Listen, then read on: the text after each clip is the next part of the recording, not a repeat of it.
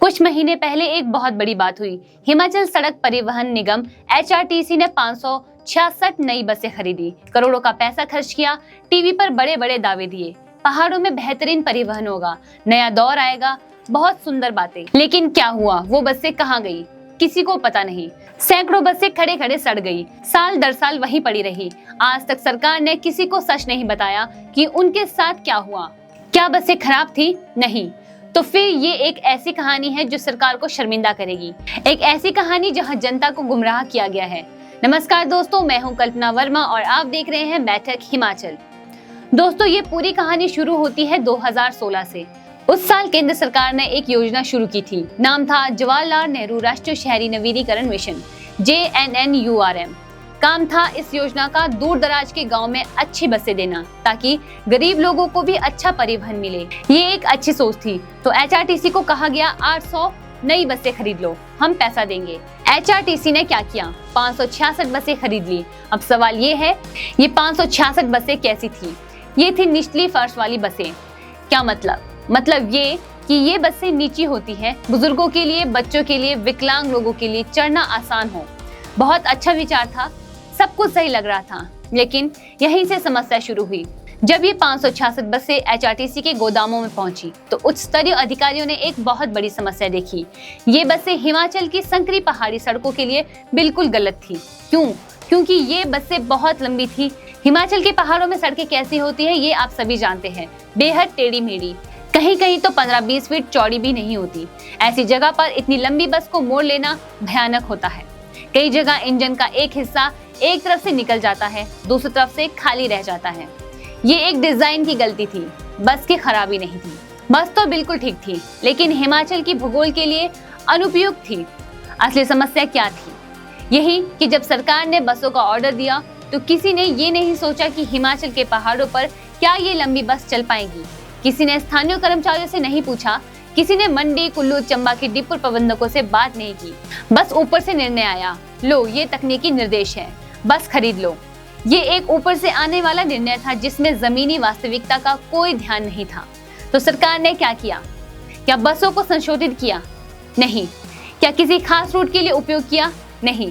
सरकार ने किया, बसों को गोदामों में खड़ा कर दिया गया और भूल गए। साल दर साल बारिश होती थी, धूप पड़ती थी, धूल उड़ती थी, बसें वहीं खड़ी रहती थी। एक परिवहन अधिकारी को बाद में पूछा गया कि ये बसें कहाँ हैं, तो उसने कहा, भैया डिपो में जगह नहीं है, इसलिए ये सब खेतों में खड़ी कर दी। खेतों में करोड़ों का सामान सड़ रहा था।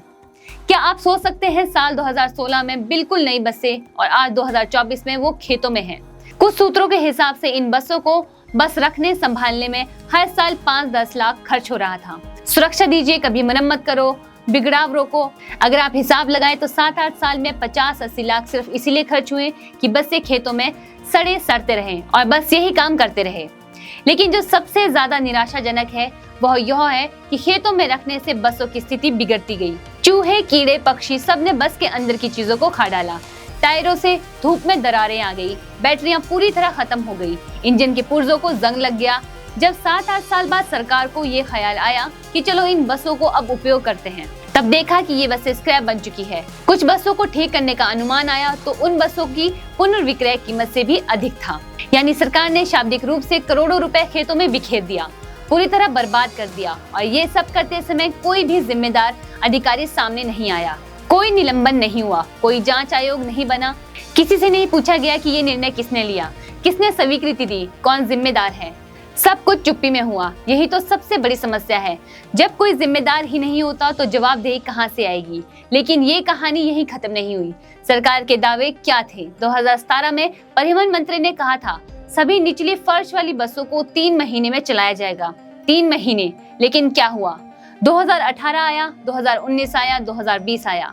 11 महीने बाद भी ये बसें सड़कों पर नहीं थी। अधिकारी बहाने देते रहे, अभी चालक नहीं है, परिचालक नहीं है, भर्ती प्रक्रिया बहुत लंबी है। अगर चालक नहीं थे तो पहले बसें खरीदते समय कर्मचारी योजना क्यों नहीं की? पहले कर्मचारियों की भर्ती कर लेते, फिर बसें मंगवाते। लेकिन नहीं, पहले बसें खरीदी, फिर सोचा कि अब कर्मचारी भी चाहिए। एक अधिकारी ने खुद स्वीकार किया, अगर कोई कदम ना उठाए तो करोड़ों का ये सामान बर्बाद हो जाएगा। लेकिन कोई कदम नहीं उठाया गया, बस बैठे रहे। निर्णय लेते रहे कि अभी भर्ती चल रही है, अभी कर्मचारी आ रहे हैं, अभी चलेगा, लेकिन ये सब कभी हुआ ही नहीं। तो ये विफलता किसकी थी? बस की खराबी थी? नहीं, बस तो बिल्कुल ठीक थी। समस्या ये थी कि रणनीति ही गलत थी, तकनीकी निर्देश ही गलत थे, योजना ही गलत थी।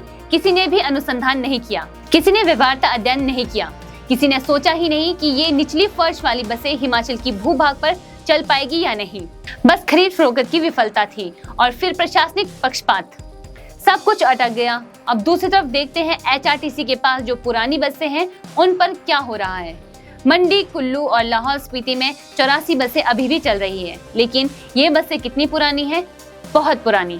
एक बस का सामान्य जीवन काल क्या होता है? 8.5 लाख किलोमीटर। अगर एक बस ये दूरी पूरी कर ले तो उसे स्क्रैच कर दो, लेकिन ये 84 बसें इन्होंने इससे भी अधिक किलोमीटर चला दी और अभी भी चल रही है। क्यों? क्योंकि बसें कम हैं, कमी है। जब बस इतनी पुरानी हो जाती है तो क्या होता है? इंजन खराब हो जाता है, निलंबन छड़ें टूट जाती हैं, ब्रेकें विफल हो जाती है और जब ब्रेकें विफल हो जाती है तब दुर्घटना होती है। सिर्फ पिछले कुछ महीनों में क्या क्या हुआ? चंबा में एक बस की ब्रेक विफल हुई, 20 यात्री बाल बाल बच गए।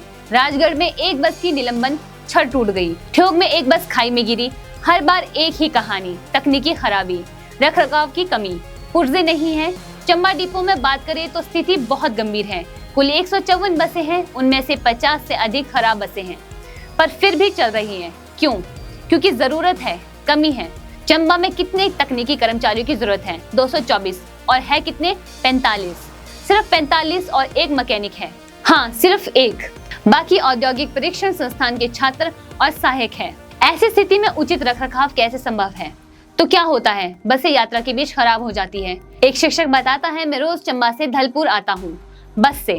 कभी कभी बस आधे रास्ते में रुक जाती है, फिर हम 2-3 घंटे सड़क के किनारे बैठे रहते हैं। एक बुजुर्ग महिला कहती है, मैं 70 साल की हूँ। हर बार जब मैं बस में चढ़ती हूँ तो डर लगता है कि कब निलंबन विफल हो जाए और हम गिर जाएं। एक स्कूल का छात्र कहता है, बस इतनी खराब है कि हम रोज चिंता में रहते हैं कि स्कूल सही समय पर पहुंच जाएंगे या नहीं। ये सब बातें छोटी नहीं है, ये सुरक्षा का सवाल है, ये जीवन या मृत्यु का सवाल है। अब ये भी देखते हैं कि अगर कोई बस अंततः खराब हो गई और उसकी मरम्मत करनी है तो क्या होता है? सरल बात नहीं है। अगर एक परिष्कृत निचली फर्श वाली बस हाइड्रोलिक तंत्र में कोई समस्या आए तो विशेषज्ञ की जरूरत है, और हिमाचल में ऐसे विशेषज्ञ कहाँ हैं? कानपुर में, लखनऊ में, दिल्ली में। तो बस को वहां भेजना पड़ता है, फिर 2-3 महीने लग जाते हैं मरम्मत में, तब तक वहां बसें सड़क पर नहीं आती। ये एक सीढ़ीदार विफलता तंत्र है। परीक्षण के दौरान भी यही समस्या आई। कुल्लू के बंजार और घिहागी के बीच एक परीक्षण किया गया और परीक्षण विफल हुआ। क्यों विफल हुआ? क्या बस की खराबी थी? नहीं, सड़क खराब थी। 3-4 जगहों पर मानसून से दरारें आ गई थी। तो क्या किया गया? क्या सड़कों को ठीक किया गया? क्या उचित योजना बनाई गई? नहीं, बस सेवाएं विस्तारित नहीं हुई और बाद में सब कुछ भूल गए। लेकिन सबसे बड़ी बात जो छिपी रही वो यह है कि एचआरटीसी ने पिछली सरकार की सभी विफलताओं को छुपाया है। सैकड़ों बसें निष्क्रिय पड़ी हैं, सबको पता है, लेकिन कभी कोई औपचारिक स्वीकृति नहीं आई, किसी को निलंबित नहीं किया गया, किसी जांच आयोग को नहीं भेजा, सब कुछ चुप्पी में चलता रहा। और अभी 2024 में फिर से क्या हो रहा है? परिवहन मंत्री फिर से नई बसें मंगवा रहे हैं, 200 और बसें। पर क्यों? जबकि पुरानी बसों का रखरखाव नहीं हो रहा है, जबकि जैनरम की 566 बसें अभी गोदामों में हैं, जबकि यात्रियों को खतरे में रखा जा रहा है। क्या ये सही है? नहीं, ये भयंकर कुप्रबंधन है, ये सार्वजनिक निधि की बर्बादी है, ये यात्री सुरक्षा को नजरअंदाज करना है। तो दोस्तों, अगली बार जब आप एचआरटीसी की बस में बैठें तो ये याद रखना, नई बसें खरीदना सिर्फ एक घोषणा नहीं है, ये एक जिम्मेदारी है। रखरखाव जरूरी है, उचित योजना जरूरी है, पारदर्शिता जरूरी है। अगर सरकार सचमुच पारदर्शिता लाएगी, उचित जवाबदेही लाएगी, तो ही हिमाचल की परिवहन बेहतर होगी, नहीं तो यही चक्कर चलता रहेगा।